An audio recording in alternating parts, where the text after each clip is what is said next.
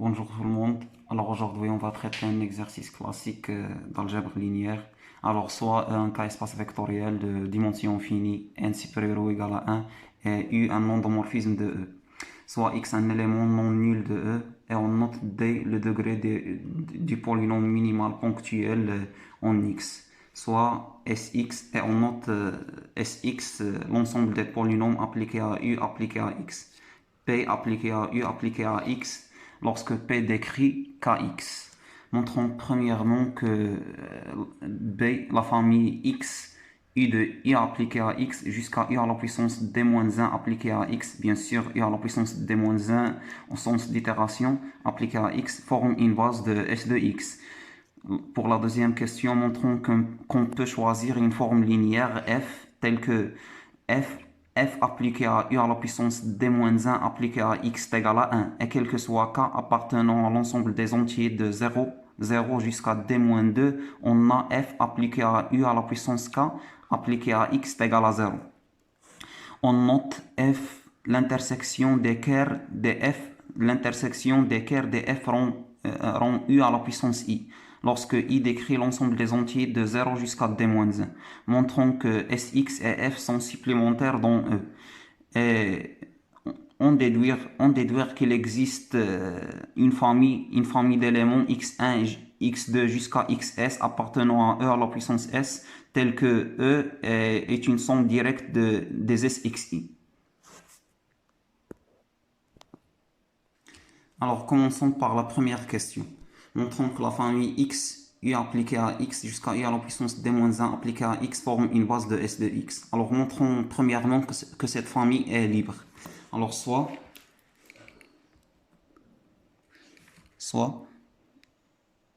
lambda 1, lambda 0 jusqu'à lambda d-1 des scalaires appartenant à k à la puissance d, tels que la somme des lambda I fois u à la puissance I appliquée à x est égale à 0, lorsque I décrit 0 jusqu'à d-1. Alors on déduit que l'endomorphisme, la somme des lambda I fois u à la puissance I, lorsque I décrit 0 jusqu'à d-1, le tout appliqué à x est égal à 0. Et donc, le polynôme, la somme des lambda I fois x à la puissance I appliqué à u appliqué à x est égal à 0. Bien sûr, ici, lorsque I varie de 0 jusqu'à d-1. Et donc, on déduit que le polynôme minimal ponctuel en x, divise le polynôme, la somme des lambda I fois x à la puissance I, lorsque I varie de 0 jusqu'à d-1. Or, ce polynôme est au plus de degré d-1. Et ce polynôme-là, le polynôme minimal ponctuel en x, est de degré d. Donc, forcément, ce polynôme-là est nul. Et donc, on aura la somme des lambda I fois x à la puissance I de I est égal à 0 jusqu'à d-1 est égal à 0. Ainsi, quel que soit I appartenant à 0 jusqu'à d-1, les lambda I sont nuls. Et donc, la famille x, u appliqué à x jusqu'à u à la puissance d-1 appliqué à x est libre. Montrons maintenant qu'elle est génératrice. Alors, si P appartenant à Kx, alors on est demandé de montrer que l'élément P appliqué à U appliqué à X appartient au vecteur de la famille X, U appliqué à X, jusqu'à U à la puissance d-1 appliqué à X. Pour ce faire, on va effectuer la division euclidienne de P par le polynôme minimal ponctuel en X. Et donc, il existe un couple de polynômes QR appartenant à Kx au carré, tel que le degré de R est inférieur strictement à D et P est égal à Q fois le polynôme minimal ponctuel en X plus R. Et donc, si on applique cette égalité à u puis à x, on trouve que on trouve que q fois le polynôme minimal ponctuel en x appliqué à u appliqué à x plus r appliqué à u appliqué à u appliqué à x, et donc on aura q appliqué à u, le tout appliqué au polynôme minimal ponctuel pux appliqué à u appliqué à x. Cet élément-là est bien nul, plus r appliqué à u appliqué à x, et donc tout cet élément est nul. Ainsi, p appliqué à u appliqué à x est égal à r appliqué à u appliqué à x, qui appartient bien au vecteur de la famille x, u appliqué à x jusqu'à u à la puissance d-1 appliqué à x, car r est de degré strictement inférieur à d.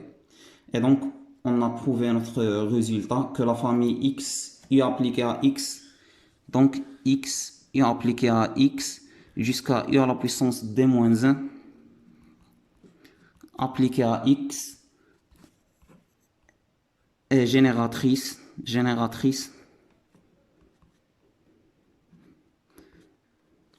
de Sx. Donc, cette famille-là est bien une base de Sx. Passons à présent à la deuxième question. Montrons qu'on peut choisir une forme linéaire f appartenant à l'espace dual E étoile tel que f appliqué à u à la puissance d-1 appliqué à x est égal à 1, et quel que soit k appartenant à l'ensemble des entiers 0 jusqu'à d-2, f appliqué à u à la puissance k appliqué à x est égal à 0.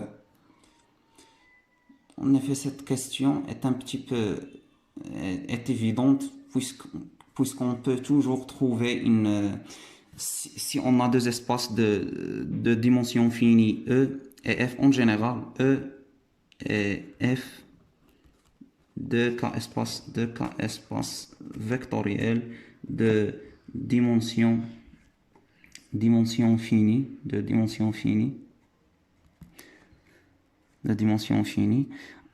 alors si E1 jusqu'à En une base de E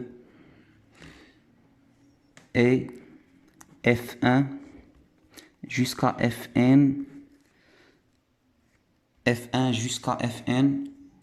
une famille de F. Alors il existe toujours une application linéaire de E vers F qui transmet la famille E1, qui transforme la famille E1, E2 jusqu'à En en F1, F2 jusqu'à Fn. Bien sûr, pour le montrer, il suffit de considérer l'application phi pour ne pas mélanger les notations. L'application phi qui va de E vers F et qui a la somme des lambda i fois EI. Bien sûr, puisque E1, E2 jusqu'à En est une famille, est une base de E, alors cette écriture est unique. La somme de 1 jusqu'à N. Associe la somme des lambda i fi de 1 jusqu'à N. Alors on vérifie bien que cette application est linéaire. Et donc, on peut toujours trouver une application linéaire qui transforme n'importe quelle base de E en n'importe quelle famille de cardinal, la dimension de E. N'importe quelle famille de F de cardinal, la dimension de E. Et donc, il suffit ici dans notre question, de compléter la famille x, ux, jusqu'à u à la puissance d-1 appliquée à x en une base de E, puis considérer la forme linéaire qui transforme notre base, en la famille 0, 0, 0 jusqu'à 1 à la dixième position, Et puis on complète par n'importe ce qu'on veut. Et donc, la famille, la famille, la famille x, u appliqué à x jusqu'à u à la puissance d-1 appliqué à x est libre. Donc, on peut la compléter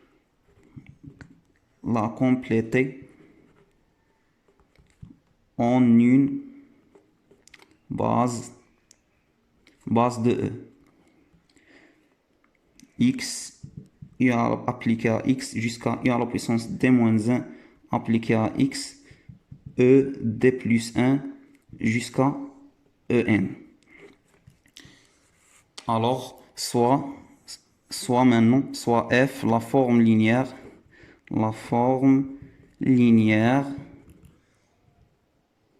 qui transforme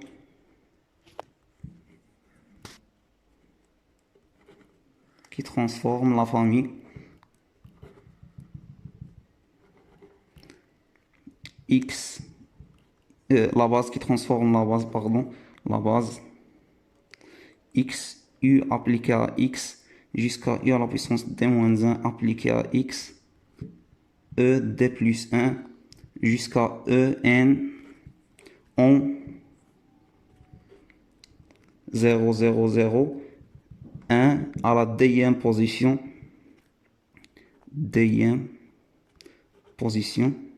et puis on complète par n'importe ce qu'on veut. On n'a pas une condition sur les images de ED plus 1 jusqu'à EN. D'ailleurs, c'est nous qu'on les a choisis. Et donc,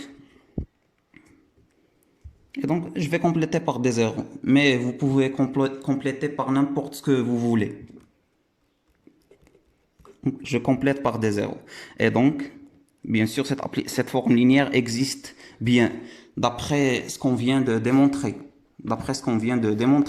Et donc, cette forme linéaire vérifie que f appliqué à u à la puissance d-1 appliqué à x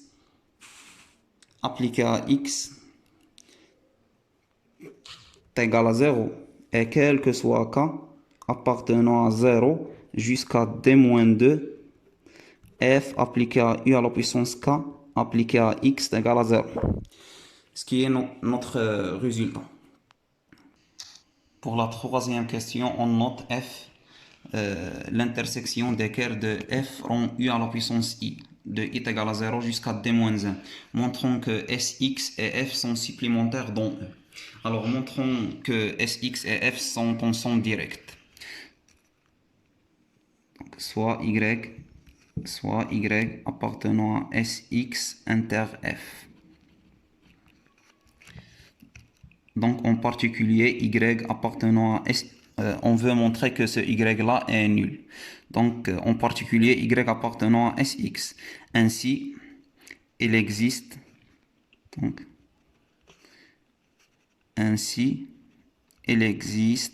lambda 0 jusqu'à lambda d-1 tel que appartenant à k à la puissance d tel que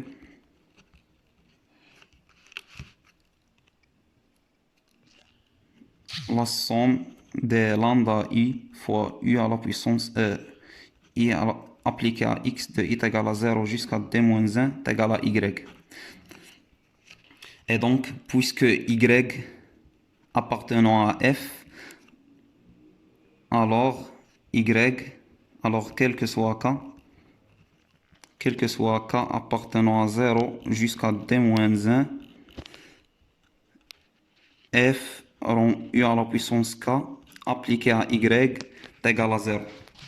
Et donc, si par exemple l'un de ces lambda i, on veut montrer que ces lambda i sont tous nuls pour montrer que y est nul. Si par exemple l'un des lambda i est non nul, alors l'ensemble des indices tels que lambda i différent de 0 est non vide. Et donc on peut considérer son max, on considère P le max des indices i appartenant à 0 jusqu'à d-1 tel que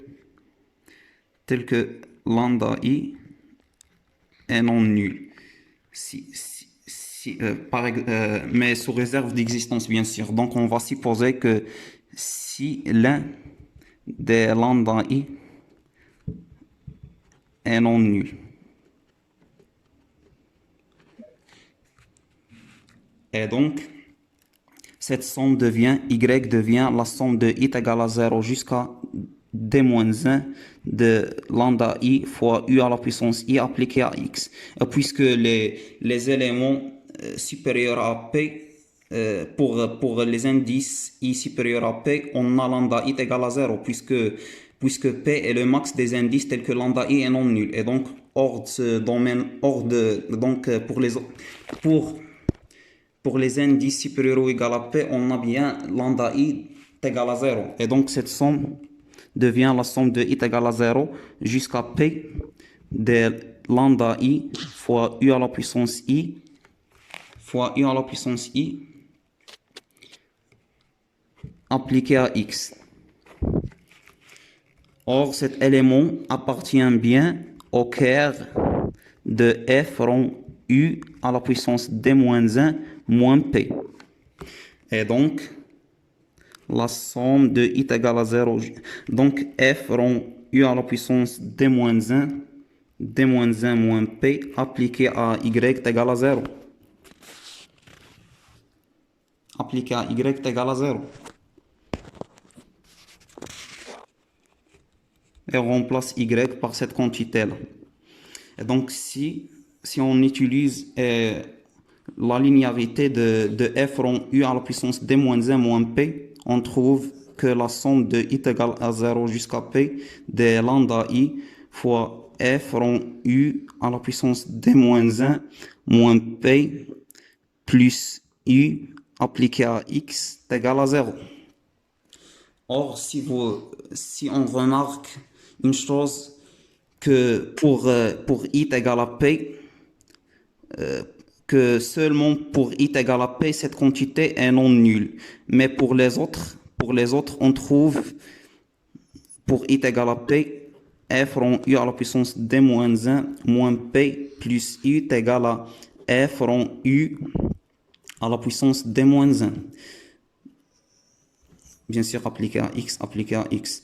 Mais quel que soit I appartenant à 0 jusqu'à P-1, F rond U appliqué à D-1, F rond U à la puissance D-1 moins P plus U appliqué à X est égal à 0.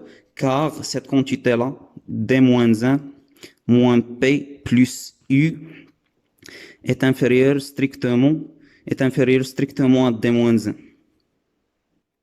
Et donc, elle est nulle. Ainsi, on ne garde que lambda P fois F rond U à la puissance D-1 est égal à la puissance D-1 appliquée à X est égal à 0. Or, cette quantité est égale à 1. Et donc, lambda P est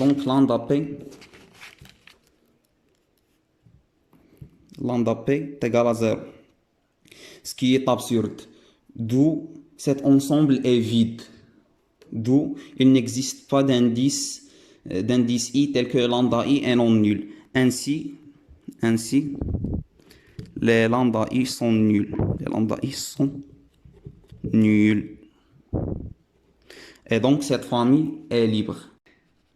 Chez I, lorsque I décrit 1 jusqu'à n, forme une base de E étoile. Donc n'importe quelle forme linéaire s'écrit comme une combinaison des faits I. Et donc pour montrer que X est nul, on va fixer si E1, E2 jusqu'à En est une base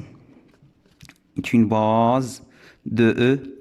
Alors on va considérer la base duale de cette famille. De cette base, pardon, qui est EI étoile, les formes linéaires EI étoile, telles que, quel que soit G. Donc, on considère les formes linéaires EI étoile, E1 étoile, jusqu'à EN étoile, telles que quel que soit I et G appartenant à 1 N au carré EI étoile appliqué à EG est égal à chroniqueur IG. Bien sûr, on peut bien choisir EI étoile tel que, quel que soit G appartenant à 1 jusqu'à N, EI étoile appliqué à EG est égal à chroniqueur IG, par le résultat qu'on vient de démontrer dans la deuxième question. Et donc, les EI étoiles, si I appartenant à 1 jusqu'à N, si par exemple G appartenant à 1 jusqu'à N, alors il existe des lambda 1 jusqu'à lambda N tel que EG étoile est égal à la somme des lambda I fois phi I. De I est égal à 1 jusqu'à N. Et donc si on applique cette égalité à X, on aura que la somme que EG étoile appliquée à X est égal à la somme des lambda I fois phi I appliqué à X. Donc est égal à 0. Bien sûr, de I est égal à 1 jusqu'à N. Or, X s'écrit bien comme la somme des EI étoiles appliquées à X fois EI.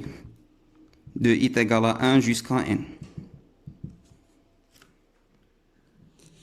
Et donc, X est égal à 0, puisque n'importe quel que soit G appartenant à 1 jusqu'à N, G étoile appliquée à X est égal à 0. Et donc, X est égal à 0. Ainsi, notre application psi2 est un isomorphisme. Un isomorphisme. Et puisque psi2 est un isomorphisme, alors en particulier, elle est injective. Et donc la surjectivité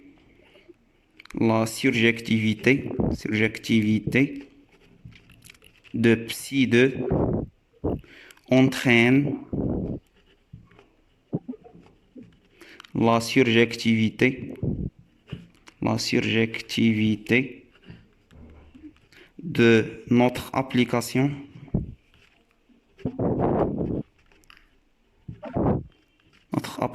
psi1.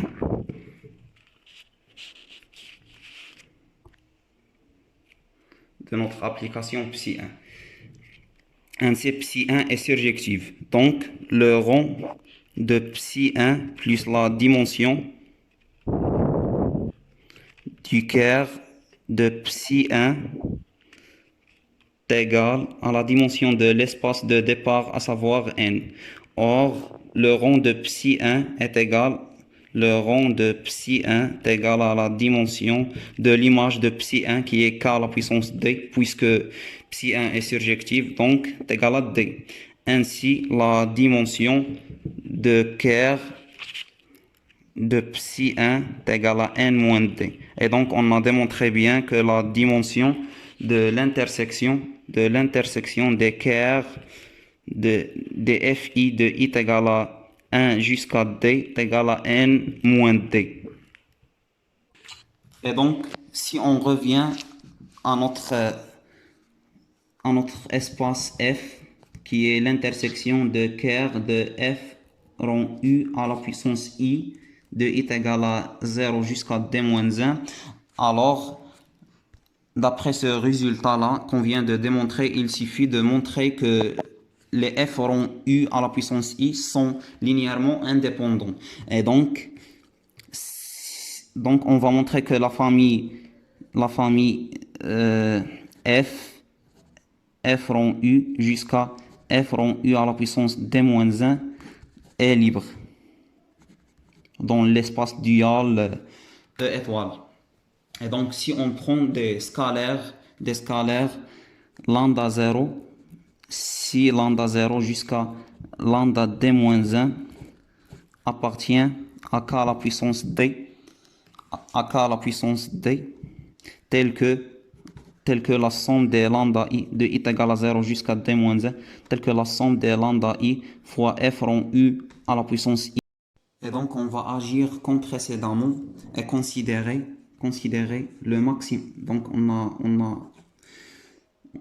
on a posé des scalaires lambda i tels que la somme des lambda i fois f rond u à la puissance i est égal à 0. De i est égal à 0 jusqu'à d-1. Et donc, on va considérer, donc si les lambda i sont tous non nuls,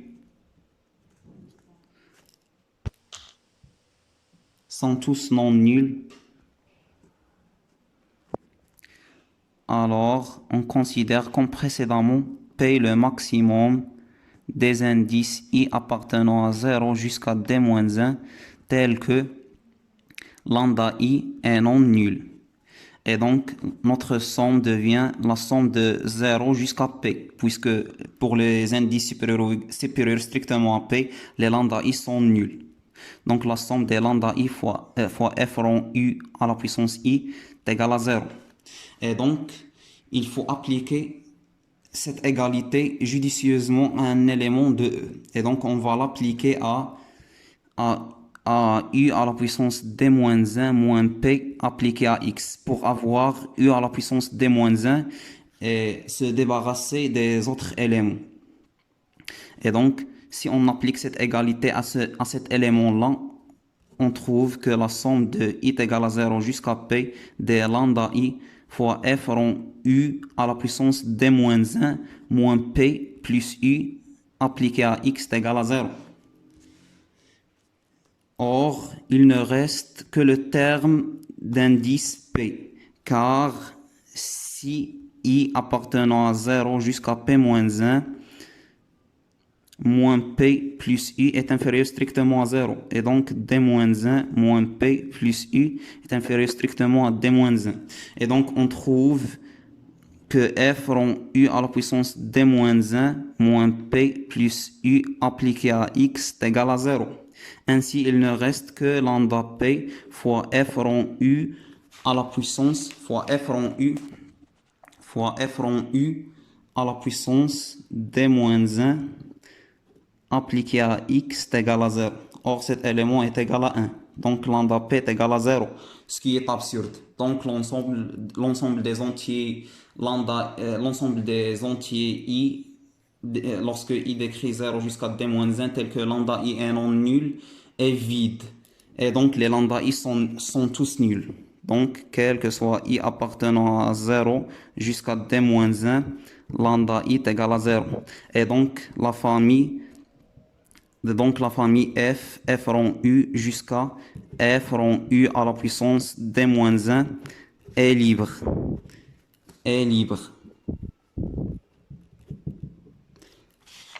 Ainsi, la dimension de l'intersection des caires de f rond u à la puissance i de i est égal à 0 jusqu'à d-1 est égal bien à n moins d, ce qui est le résultat à prouver.